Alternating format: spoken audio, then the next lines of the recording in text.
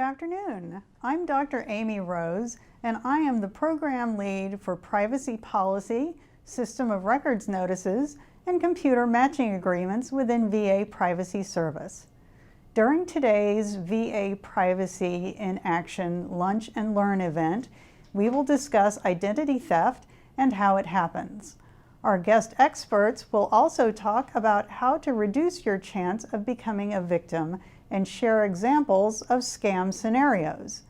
To help raise awareness of this issue, the Federal Trade Commission leads the nation in commemorating Tax Identity Theft Awareness Week, which will be held February 3rd through 7th, 2020.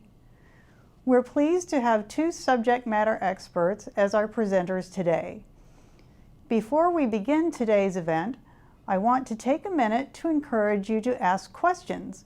You can do so by typing your question into the live Q&A on your screen. We'll attempt to get through as many of your questions as possible. Also, please note that this event is being recorded. So everything you see and hear today will be available online soon. All attendees are eligible to receive one continuing privacy education credit. VA employees will receive one TMS credit and must be logged into their VA IT virtual campus account in order to receive it. Okay, let's get started.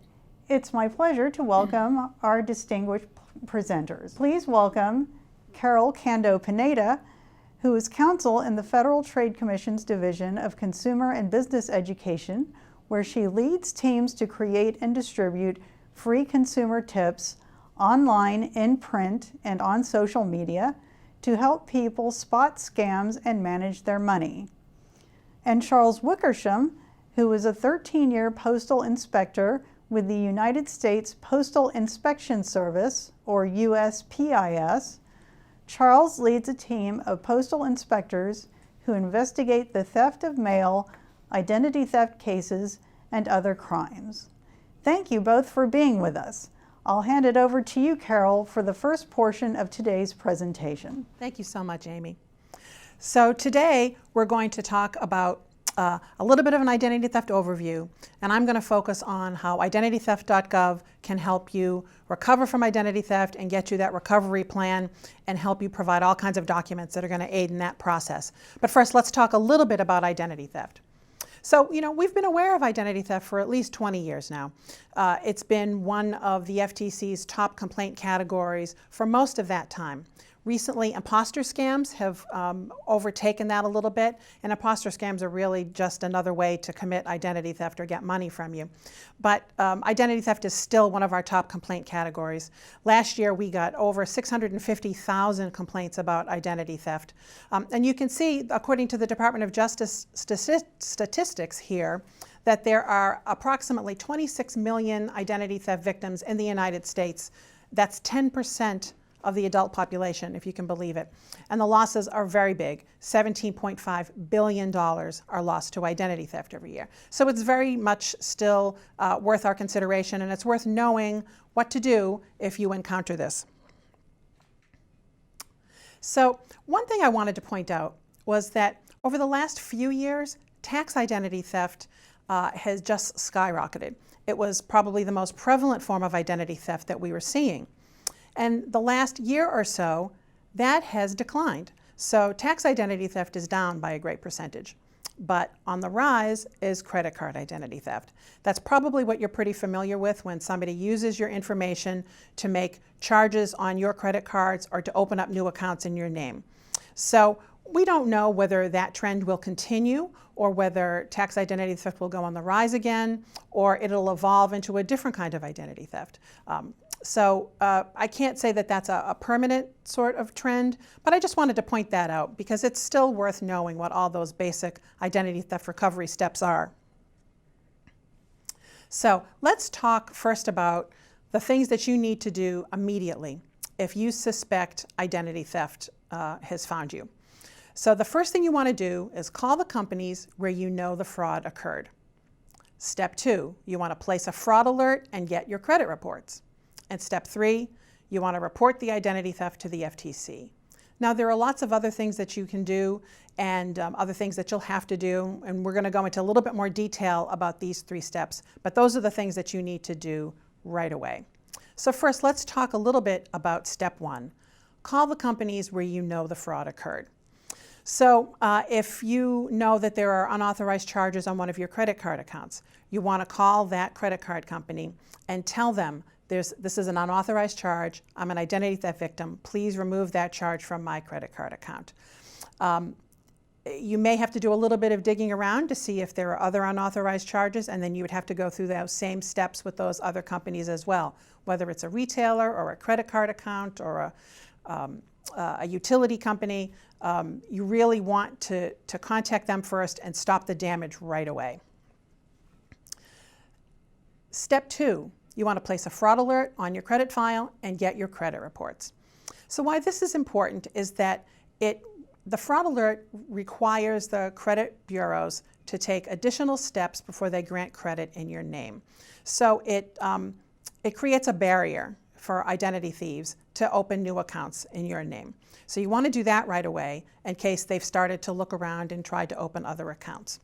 And then you want to get a copy of your credit reports from those 3 credit reporting companies. The reason you want to do that is to do a little bit further investigation and see, are there any other charges? Are there new accounts you're not aware of? Is there any other unusual activity on that credit report that you need to take action on? So right now, this is a good time to talk about the difference between a fraud alert and a credit freeze. So the fraud alert is available to you if you're an identity theft victim or you suspect identity theft. And it's free, it lasts for a year, and it's a good way to put up that barrier while you're filing your complaint with the FTC and you're doing other investigation and sending out paperwork to try to stop the identity theft and get that recovery process going. Down the road, or even right now, when you first discover the identity theft, you may want to consider a credit freeze. Credit freezes are also free, but they last for as long as you have them in place. You can lift them at any point, and you could place it again if you needed to. The difference between the fraud alert and the credit freeze is that the credit freeze more tightly locks down your credit a little bit. There's more of a barrier. So credit isn't even available to you. So if you need to get a car, or you're in the process of buying a house, or you need a new credit card, that's probably not the best time for you to freeze your credit. You might want to get that taken care of, and then you can freeze your credit. It's really just a matter of your preference, what you think is going to work the best for your situation at that time. The other thing to know is that even though they're both free, the fraud alert and the credit freeze, the fraud alert, you can contact any one of the credit bureaus, and that bureau will contact the other 2 and put that fraud alert in place on all 3. For the credit freeze, you need to contact all 3 of them directly yourself, and they'll put the freeze in place. It's much easier now. You can do it online, and it should only take a very short period of time, like within 24 hours, to get that placed. And then similarly, to lift it is very quick as well. And as I mentioned, they're both free. It's up to you what you think is the best option.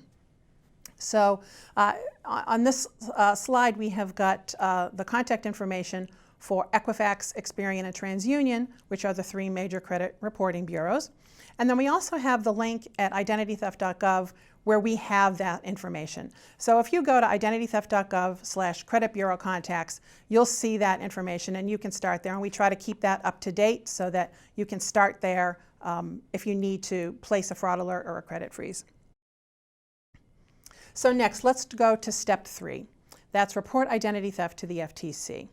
So the reason that is so important, it certainly is helpful to us. It's helpful to FTC because we monitor the complaints and the trends, and it helps us inform everyone how identity theft may be evolving, what issues it's raising, and it helps us come up with effective ways to help consumers recover from identity theft and to avoid it. So it's certainly helpful from that respect. But really, the most important thing about filing that complaint at identitytheft.gov is that when you go to print your complaint for your files, it prints out as an identity theft report. So that's a term of art in the law. That's an actual document that confers legal rights to you to recover from identity theft, and it helps you do certain things to make that recovery happen. So you certainly want to do that. And you go through the process You can open up an account. You don't have to, but you can.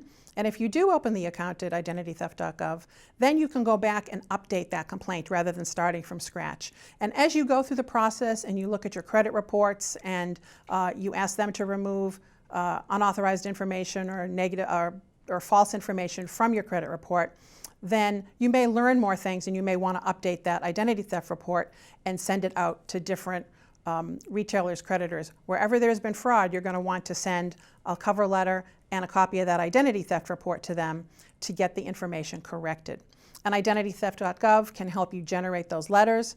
There are samples on the site, letters to the credit reporting companies, letters to retailers, letters to banks and other people where you may need to correct information. So hopefully you can print that identity theft report, you can print your sample letter, you can print your recovery plan, and then you'll have an idea of what you need to do next.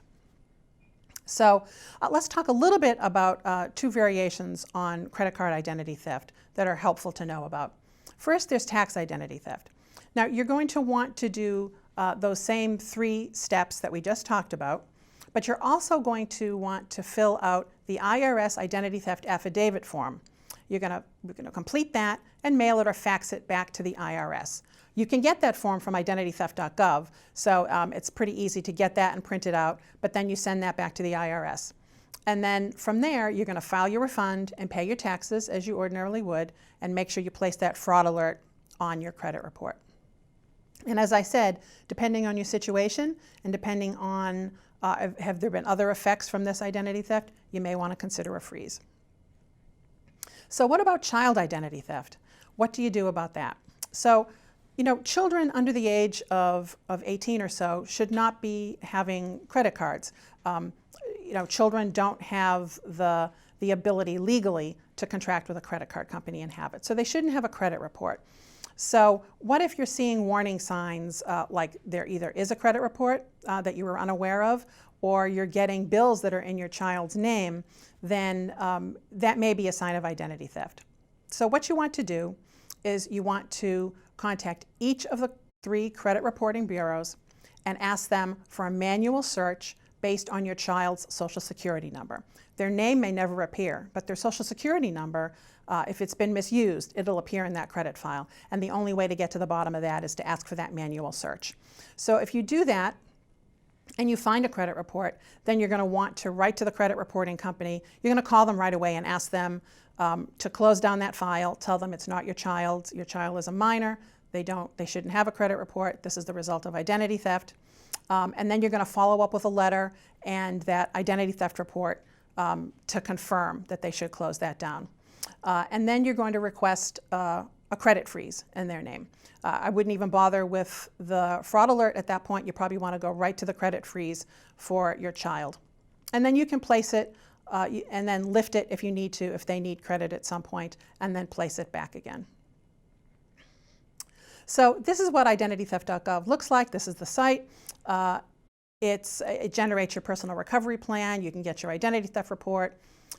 It's free and secure. There's chat and phone support, and it's also in Spanish. This is what the identity theft report looks like. You can see it's a form, but it's all populated with the information, so it makes the process a little bit easier. In most cases, this is enough to start your recovery process. In some instances, you may actually need a police report as well. But if you have the identity theft report, it's going to be a little bit easier for you to get that police report. Cases where you might need a police report is if the retailer that you approach and say you're a victim of identity theft, they may request a police report. Some lenders, some companies may require that of you. But having that identity theft report in hand will make that a little bit easier. And this is what your recovery plan looks like. It's a checklist, and you can go through that checklist, and you can get reminders if you need to follow up on certain letters that you sent either to the credit reporting company or to other companies, and then you know you need to follow up again. And then I just wanted to ask you all to stay in touch. You can get free materials from the FTC at ftc.gov/bulk order. You can go on to identitytheft.gov and download any of the information that we have there. You can sign up for free scam alerts through the FTC, and you can follow us and like us on Facebook and Twitter. Great. Thank you, Carol, for that insightful information. In partnership, VA Privacy Service and USPIS work to help spread awareness for their anti-fraud campaign, Operation Protect Veterans, to ensure veterans don't fall prey to scams. Charles, can you tell us more about USPIS and tips to share with our veterans? I'd love to. I appreciate the opportunity to be here today with you. First, I'd like to talk a little bit about the Postal Inspection Service, who we are. We are the oldest federal law enforcement agency. We have over 2,400 postal inspectors, postal police officers, and professional and technical administrative staff spread out in 17 divisions across the U.S. We enforce over 200 federal statutes related to crimes that involve the postal system, its employees, and of course its customers. So what do? We are the oldest federal law enforcement agency with rights and responsibilities just like our colleagues in the FBI and DEA. We carry weapons, we make arrests, we execute federal search warrants, and we serve subpoenas. We also have a uniformed division of postal police officers. They're federal law enforcement officers. They carry weapons, they make arrests, and they're primarily tasked with providing security at critical postal facilities across the country. So what is Operation Protect Veterans? It's a crime prevention program that we created in 2017 in conjunction with the AARP, one of the country's leading advocacy groups, which has over 4 million members who are active or retired military. And our mission is simple. We want every veteran to be aware of and protected from scams targeting them, including identity theft. Our website has information on current scams targeting veterans and tips veterans can use to protect themselves. So please go ahead and visit www.operationprotectveterans.com. So sadly, our nation's veterans are at a greater risk to be victims of scams. A recent AARP survey shows that veterans are twice as likely to be victims of scams as the general public. 80% of those veterans surveyed also said they encountered a scam specifically targeting veterans. This includes identity theft as well. But why are veterans so vulnerable? One of the reasons is that, as we all know, veterans share a special bond, a bond of service. They're more likely to be trusting of a fellow service member or someone purporting to be. Unfortunately, scammers know this and they'll exploit it. They often pose as fellow service members to gain the trust of their targets. The scammers also know that veterans receive special benefits because of their service. They often pose as officials from the Veterans Administration and other agencies and utilize all the key terms and phrases to make it appear that they're legitimate. Additionally, most veterans can be elderly, and thus they have the same vulnerabilities as civilians at their same age group, such as isolation, loneliness, and generally a more trusting nature. Unfortunately, veterans also can have a higher rate of PTSD, and this makes them at greater risk. So what are some of the identity theft scams targeting victims? The first one I'd like to discuss is what's known as the Secret Veterans Benefit Scam. In this particular scam, veterans are told they qualify for secret government programs or benefits that offer thousands of dollars. The scammers then attempt to collect the veteran's personal information for a fee. This scam cleverly exploits that special trust veterans have and give to each other. Another identity theft scam targeting veterans is what's known as the Update Your File scam. As I mentioned earlier, scammers often pose as government officials in order to gain a veteran's personal information, and in this scam, that's exactly what they're doing. Scammer will call a veteran posing as a government official and attempt to get their personal information in order to update their file so they can continue to receive their benefits. Scammers will use public records, even like Google Earth, to ferret out information on the veteran before they make the call in order to make themselves appear legitimate. Once the scammer has the veteran's personal information, they'll then turn around and either utilize it themselves or they'll sell it to other criminals. Yet another identity theft scam that targets veterans is what's known as pension poaching scams. In this particular scam, scammers will target veterans who are receiving pensions. They'll offer the veteran an upfront lump sum buyout of their pension. The veteran then basically signs away their pension, and sadly, quite often, they're left with little or no income, as many of them rely solely on their pension. And then obviously that lump sum payment never arrives. So veterans can also be targets of identity theft scams intended for the general public. These include things such as credit card scams, where a veteran will provide their personal information in order for scammers to open credit cards in their name. There are the IRS tax scams, where scammers once again pose as government officials, in this case IRS representatives, and demand they pay immediately for outstanding taxes owed or else face jail time. Many veterans, both young and old, are taken advantage of in order to get their personal information by romance scammers. And another scam is the fake charity scam, where scammers will pose as a representative from a charity, often a veterans charity, asking for a donation. So it's heartbreaking. Scams like these and others have caused veterans to lose their life savings, their homes, and in some cases, they've even taken their own lives. So just to illustrate and to use kind of a personal example, I'd like to talk about my wife's Uncle John for a minute. He's a real guy, changed his name just to protect his privacy, but he's a retired Army officer who retired as a battalion commander. He had service in the Korean War. When he retired, he settled in D.C.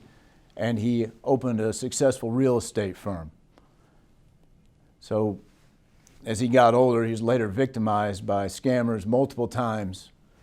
And what complicated this was he was not sharing what happened with his adult children who were part of his business and cared about him.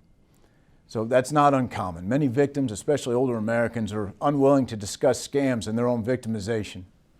It can be fear of a loss of autonomy, social standing, or just even displaying vulnerability can be a real concern in this victim's mind. And the inability to share one's vulnerability can prolong the financial victimization and create additional emotional and physical stress on that victim. That's why it's imperative that everyone know what veterans can do and spread the word about how they can protect themselves. And I'm sure some of you know most of these, but it doesn't hurt to reiterate them. These are just some key points to keep yourself safe and your loved ones safe. You got to remember, nothing in life is free. Everybody learns that probably within their first week of joining the military. It doesn't change. Additionally, with regards to your phone and email, there's no social contract that demands you answer a phone call from a number you don't know or respond to emails from people you don't know. It's not impolite not to answer these calls. Now, keep in mind that we're becoming a global society, but a downside of globalism is that all this wonderful technology we now have can be used by the scammers from all over the world to contact and attempt to victimize you. The bad guy pool's gotten a lot bigger. And advances in technology can kind of get past us as we get older. As we get older, we miss things. Well, the area codes on phone numbers we grew up with, they're not area codes anymore. They don't pertain to a certain area. You can get one from anywhere. Internet searches and tools like StreetSide Viewer can allow the bad guys to collect information on you, which they'll then use to intimidate or scam you. And counterfeiting of documents, it used to be a skill. It used to be an art. Everybody remembers the movie Catch Me If You Can with Tom Hanks and Leonardo DiCaprio. There was an art to what he was doing. Now, a kid in another country, a laptop, pretty much anywhere, can make very official looking documents. And there's really not that much to it anymore. So just a couple more. You didn't win. You probably didn't win because you didn't enter. If you get contacted about a lottery or something similar that you've won, you didn't win. That doesn't mean that you should enter, of course, but you didn't win.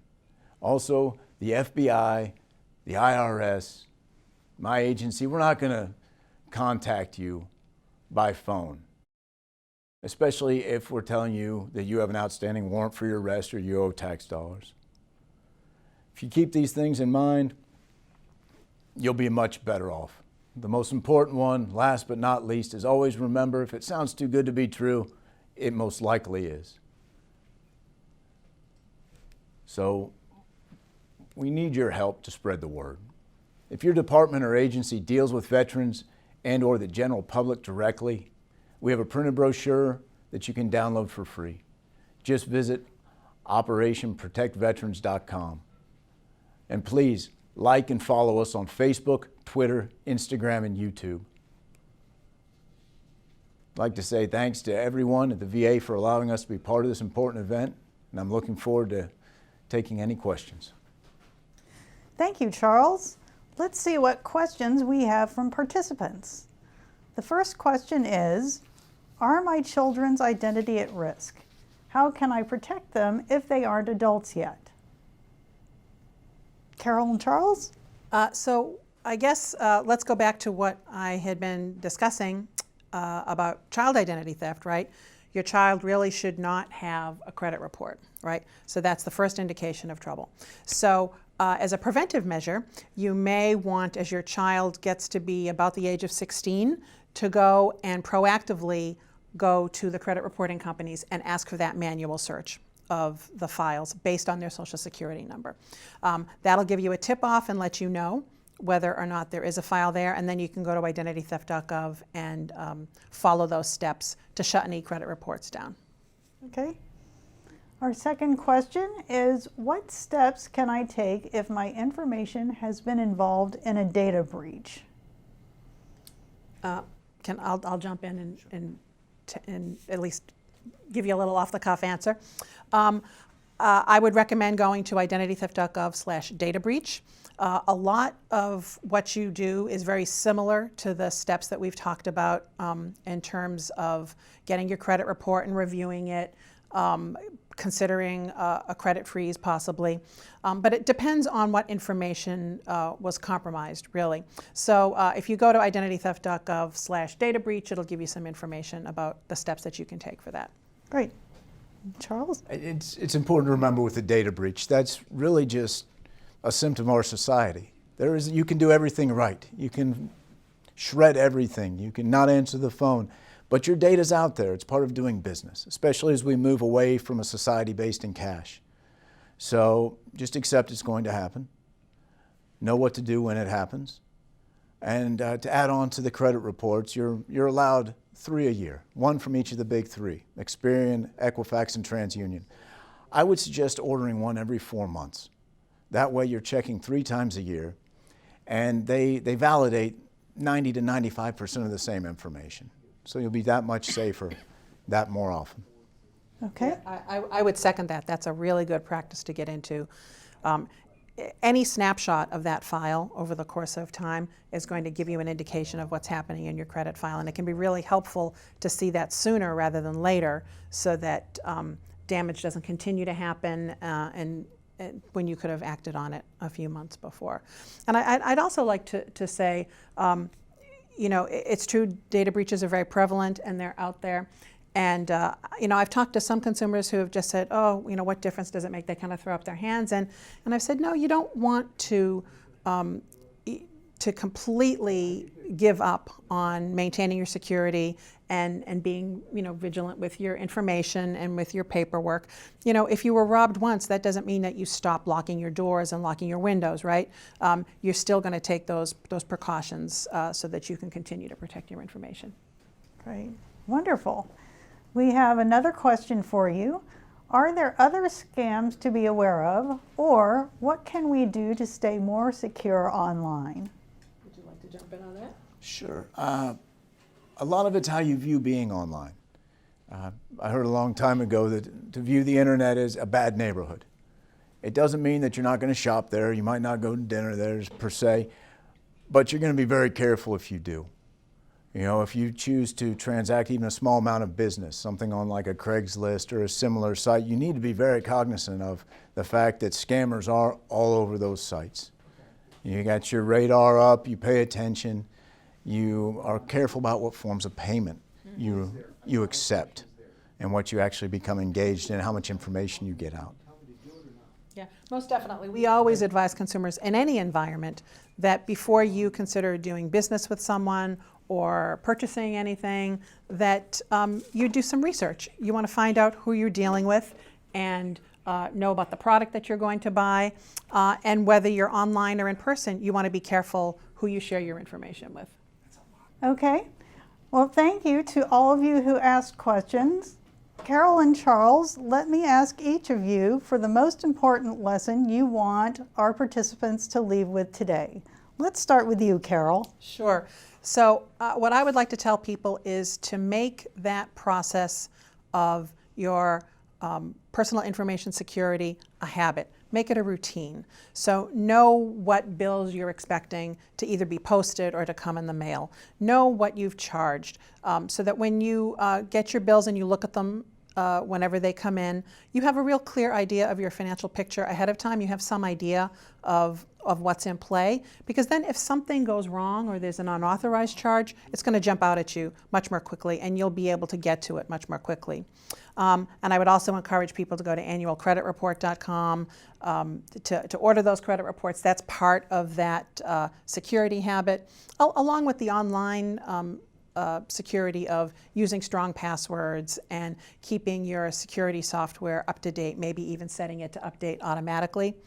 And the last thing I would really like to underline is that people should be aware of the signs of a scam, some of the tactics that run through every scam, and I know that you're probably very familiar with these.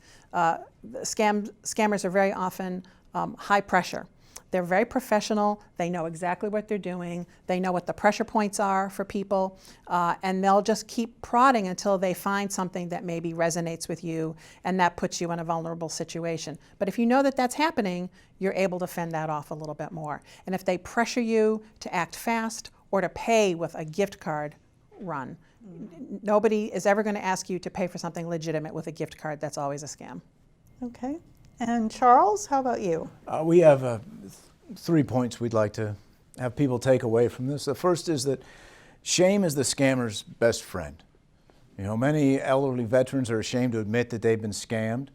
You know, no one likes to admit they've been taken advantage of. That, combined with the fear of a loss of autonomy, can cause them to withdraw. And that has 2 effects. One, as law enforcement, it makes it very hard for us to be aware of the scam if the victim's not coming forward. And then it allows the scammers to also continue to move forward with their scam. No one is impeding their maniacal plots. Second, it's a battle buddy concept. Veterans, all the forces, armed forces have a different term for it, but you have a partner, a friend, somebody who's there, who's got your back, who's keeping an eye out for you. And to accept that you're in kind of your own theater, your own AOR in the world with the persistent level of threat against your financial well-being, and to continually educate yourself and your battle buddy about these threats, to maintain just a situational awareness. And then just to realize that no one is immune. All veterans, regardless of gender, age, race, education level, are targeted by scammers and can be victimized. I've seen scammers or people be scammed at every educational level, from a high school diploma all the way up to a PhD microbiologist. It doesn't matter. Everybody can be taken. You have to harden yourself as a target and harden your battle buddy. Yeah, that's exactly right. I mean, the scammers know what they're doing. They're very professional and they know exactly how to target people to get a response. Well, thank you all very much. We will be distributing a resource guide where you will be able to find additional information and our short survey, which will be emailed to you soon after this event.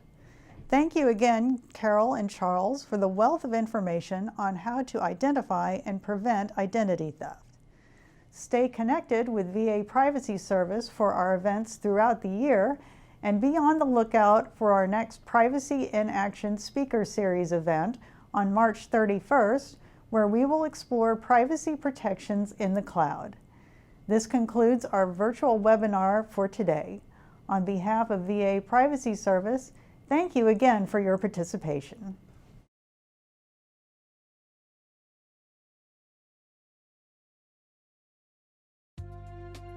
The Virtual VA IT Campus, serving veterans through innovative learning and development solutions.